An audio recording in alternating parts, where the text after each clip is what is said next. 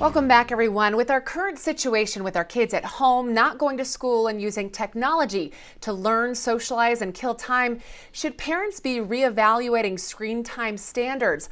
Dr. Nicole Berkins, a clinical psychologist, joins us now to talk about this. Dr. Berkins, a lot of parents, including myself, have spent so much time stressing over this topic as we try to navigate life. What things should parents really be considering right now?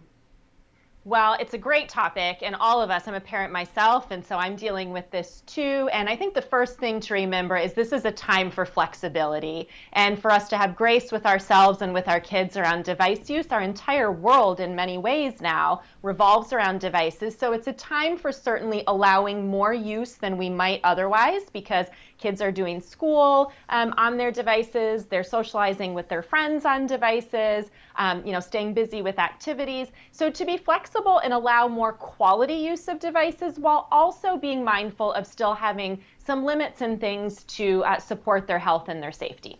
So what are realistic screen time expectations, and should they be different, say that you have different aged children?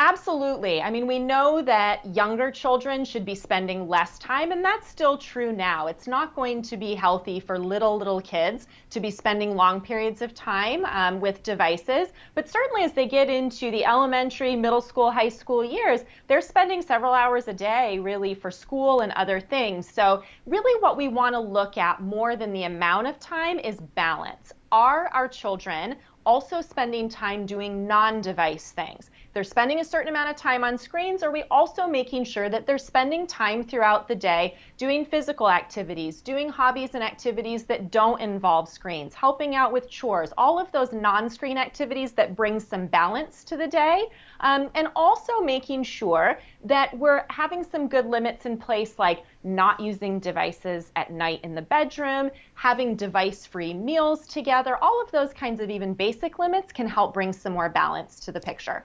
And when we go back to a more normal way of living, are there going to be kids who have kind of developed maybe an unhealthy relationship with technology use just during this time?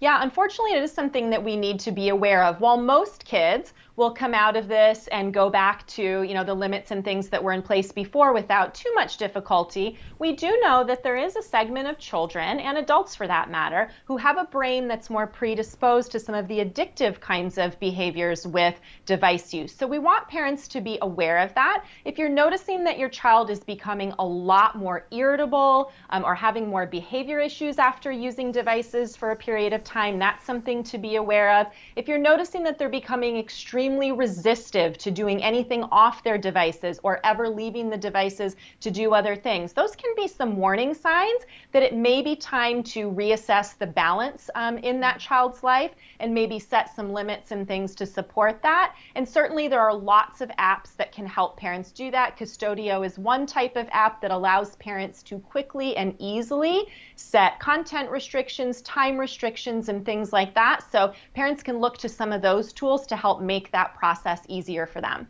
All right, Dr. Berkins, thanks so much. Some great information. I know I'm listening and taking this advice as well. Thanks so much for your time. Thanks for having me.